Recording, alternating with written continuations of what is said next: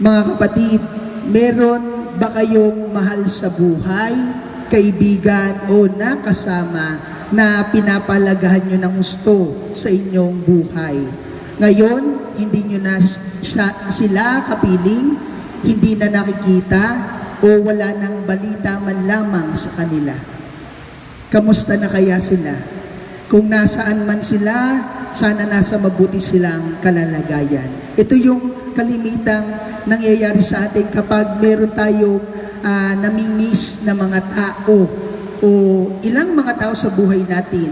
At napakahirap pag ganito ang sitwasyon. It is hard to miss someone in your life that you hold very dearly.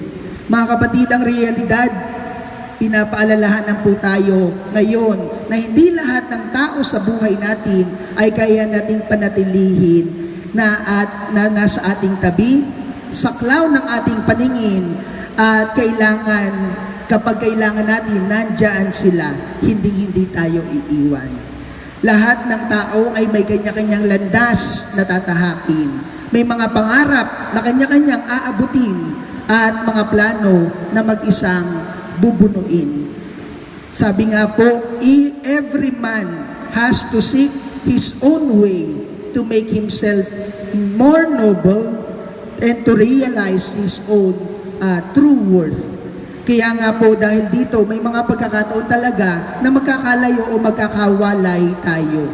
Dahil din po dito papasok yung tinatawag nating pagkamis natin sa isa't isa. Di po ba? Bakit ko binibigyan ng pansin ito, mga kapatid? Makikita po natin na itong mga taong ito ay itinuring na nating kayamanan ng ating buhay. Maikling man ang pinagsamahan, malalim man ang relasyon o ugnayan, makikita natin na pag nawala sila, may nawalang parte o puwang sa ating mga sariling buhay na parang ang hirap ng punan ng kahit ano pa mang bagay. Di po ba? Nangungulila tayo sa presensya ng taong sa atin ay naging mahalaga. Ito man ay ating kapamilya, ito man ay importanteng tao sa buhay mo, o ito'y isang simpleng kaibigan na itinuring mong kadikit mo. Alam niyo po mga kapatid, binigyan ko po ito ng pansin dahil sa ating pagdiriwang ngayong linggong ito, ika-6 na linggo ng Pasko ng muling pagkabuhay, inihahanda ni Jesus sa ating ebanghelyo ang kanyang mga alagad dahil ang loob ng mga ito ay hindi pa handa. Si Jesus ay malapit ng lumisan, iiwan na sila. At alam ni Jesus na kapag lumisan na siya sa kanilang piling, alam niyang mangungulila ang mga ito sa kanyang presensya. Mamimiss siya ng gusto. At alam niyo po mga kapatid, sa paraan na ito ni Jesus ng paghahanda sa kanyang mga alagad, pinapaalalahanan niya sila ngayon na parang sinasabi ni Jesus, mawala man ako, kung susundin ninyo ang aking mga utos at tagubilin, ito ang patunay na mahal niyo talaga ako. Mga kapatid, hindi dapat malumbay ang sinumang alagad at manlumo sa pagkakahiwalay nila kay Jesus. Bakit? Dahil sa kabila ng pag-alis ni Jesus at pagbalik sa Ama, meron siyang 3 pangakong iniiwan sa kanyang mga alagad o sa atin bilang simbahan. Hindi niya tayo iiwang ulila. Ano ang mga pangako ni Jesus? Una, ang sabi niya, ipadadala ko ang Espiritu ng katotohanan, the Holy Spirit. Ang isang tao po, pag nawalay sa kanyang piling ang mahal niya sa buhay, unang papasok ang kalungkutan, di po ba? Pero pinupuno at pinupuspos ng banal na Espiritu ang mga alagad ng iba yung kagalakan. Kaya nga po ang Holy Spirit tinatawag ding Paraclete o mang-aaliw. He will give us joy and consolation in our suffering. O yung sinasabing, yung period of missing someone, lalo na ang Panginoon. Kaya nga, ito rin yung nag-motivate sa mga alagad na hindi sila sumuksok na lang sa isang sulok sa magkalungkot sa pag-aalis ni Jesus, kundi ito yung nag-motivate sa kanila na ipagpatuloy ang misyon na sinimulan ni Jesus, na pangaral sa mga tao na si Jesus ay nabuhay na mag-uli kahit na siya umalis sa langit o umakyat na sa langit at umalis na sa kanilang piling. Hindi na napako ang mga alagad na kailangan na lang naming mag-settle sa ganitong feeling. Kailangan naming ipagpatuloy at magkaroon ng apoy, ng alab ng paglilingkod, ng alab ng pagpapahayag ng salita ng Diyos para ang maraming tao ay maniwala sa muling pagkabuhay ng Panginoon. Mga kapatid, sinasabi nga po, kung ang banal na espiritu ito ang magpapanatili ng presensya ni Jesus sa kanyang mga alagad, hindi na sila mawawalan ng loob.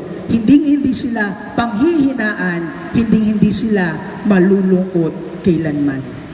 Kaya nga mga kapatid, tayo din, sa panahon natin ngayon ng quarantine, kung tayo nalulungkot sa mga nawalay na kamag-anak, kung tayo nalulungkot dahil naka-confine tayo sa sarili lang nating mga bahay, hindi makalabas, hindi magagawa yung mga normal nating ginagawa, let us ask the presence of the Holy Spirit.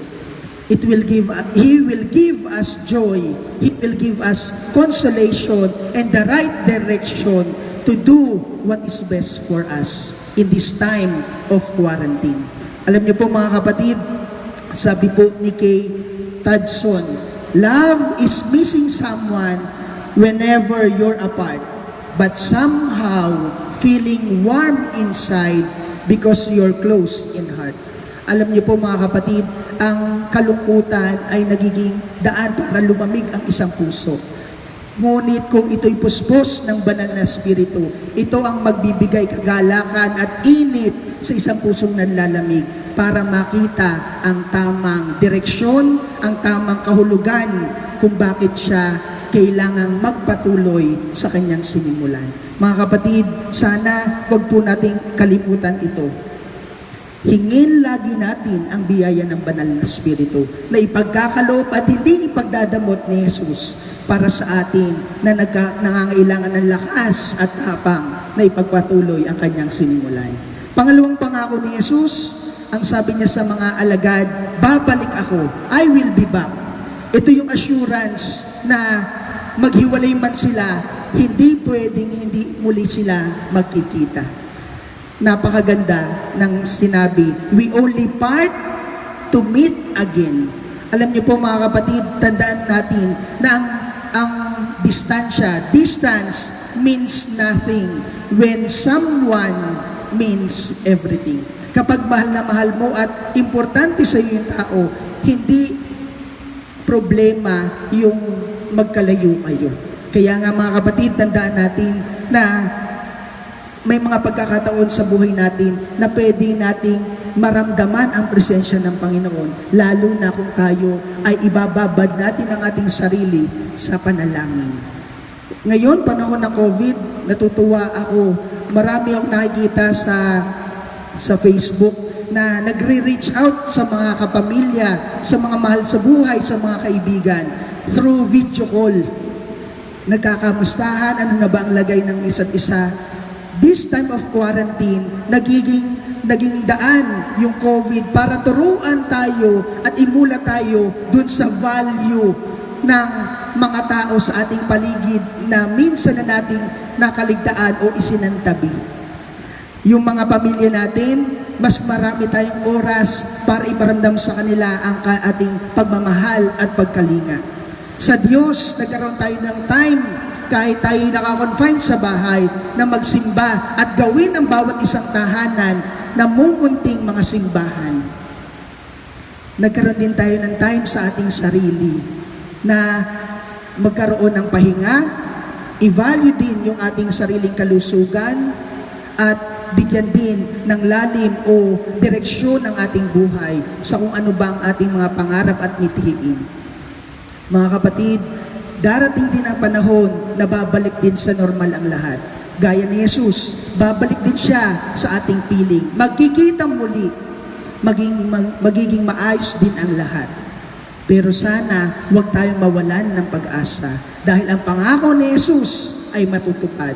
Ang COVID-19 ay magwawakas din. Pero tandaan natin na sana punong-puno pa rin tayo ng pag-asa at patuloy na lumalaban sa mga hamon ng buhay. Mayroon man o wala ng COVID. Pangatlong pangako ni Jesus, ang sabi niya, ang umiibig sa akin ay iibigin din ng aking Ama. Iibigin ko din siya at ako'y lubusang magpapakilala sa Kanya. Alam niyo po mga kapatid, ito ang nakakatuwa sa Panginoon. There is reciprocated love. Hindi lamang one-sided love. Kapag nagmahal ka tapos hindi ibabalik sa'yo, di ba napakasakit nun? Pero ang assurance ng Panginoon na kapag ikaw ay minahal o minahal mo siya, mamahalin ka rin ng kanyang Ama at ibabalik din niya ang pagmamahal na yun sa kanya. May bonus pa.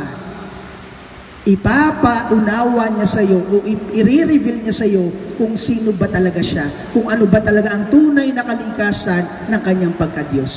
Alam naman natin kung paano magmahal ang Diyos, di po ba? Siksik, liglig at umaapaw pa. Mga kapatid, ito yung kwento sa ikalawang pagbasa. Kung paano si Pedro, ang paalala niya sa atin, itambana natin sa ating mga puso si Kristo ang ating Panginoon. Panatilihin nating malinis ang ating budi. Kung tayo man ay maghirap at dumanas ng mga pasakit sa buhay, ito'y dahil sa kabutihan. Alang-alang sa kabutihan, hindi alang-alang sa kasamaan. Hindi natin maalis sa ating buhay na tayo maghirap, pero kung ito'y dahil sa kabutihan, at ang bunga rin ay kabutihan, magiging maganda ang ating karanasan ng paghihirap. Ngunit kung ito'y gawa ng kasamaan, dahil sa sarili nating kagagawan at kasalanan, ito'y magbubunga rin ng kapahamakan. Kaya nga mga kapatid, sana makita natin kung paano tayo minamahal ng Diyos at kung paano tayo iniingatan ng Diyos sa bawat araw ng ating buhay. Tandaan natin mga kapatid, sa unang pagbasa din, binigyan ng pansin sa buhay ni Felipe ng kanyang ipahayag sa Samaria ang salita ng Diyos. Doon niya pinalayas ang maraming demonyo, doon siya nangaral sa mga tao ng mabuting balita. At ano ang naging reaksyon ng mga tao? Nung una, hindi sila tinanggap nung panahon ni Jesus na nagalit pa nga ang mga alagad. Pero ngayon na wala na si Jesus at yumao si Felipe para ipahayag sa kanila, tinanggap ng mga tao at sila'y nagbunyi dahil sa mga kahangahangang ginawa ng apostol na si Felipe. Pumunta pa doon si Pedro at si Juan. Sila ay pinagdasal, sila ay binasbasan at marami ang bininyagan. Mga kapatid, we can make a difference. We can share Christ in our life, living in us. Kung tayo talaga ay napupuspos ng Espiritu, kung tayo ay puspos ng pagmamahal, wala tayong magagawa kundi ibahagi ang pagmamahal na to dahil nag-uumapaw at nagagalak tayo na ibahagi ang Diyos sa ating buhay para sa kapakanan ng ating kapwa. Mga kapatid, sana wag nating kalimutan na ang reward ng Diyos ay hindi natin kayang higitan. Ano man ang sakripisyo at hirap, ito'y labis na tutumbasan ng Panginoon sa takdang panahon na ating anay pagkakaloob niya sa atin ang nararapat sa atin. Nakakatuwa mga kapatid, kung niluluwalhati natin ang Diyos at makamtan natin ang ganap na buhay, tunay din tayong pagpapalain at babasbasan lagi ng Panginoon hanggang sa ating huling hilinga. The best way para ma-appreciate natin yung mga tao, yung presensya ng Diyos sa ating buhay, ay i-imagine mo yung buhay mo na wala sila. Makikita mo kung paano mo dapat pahalagahan ang mga tao na madalas nating naisasantabi sa ating buhay. Ang Diyos na laging nandyan at nag-aantay lamang sa ating piling. I believe na ang buhay kailangang magpatuloy at ang buhay na ito ay kailangang maging ganap kung tayo ay mananatili sa presensya at patnubay ng Panginoon sa tulong ng banal na Espiritu upang ang kanyang mga pangako ng kaganapan ay magkaroon din ng katuturan sa ating mga buhay. Amen. Atin po ngayong ipahayag ang ating pananampalataya. Sumasampalataya ako sa Diyos Amang makapangyarihan,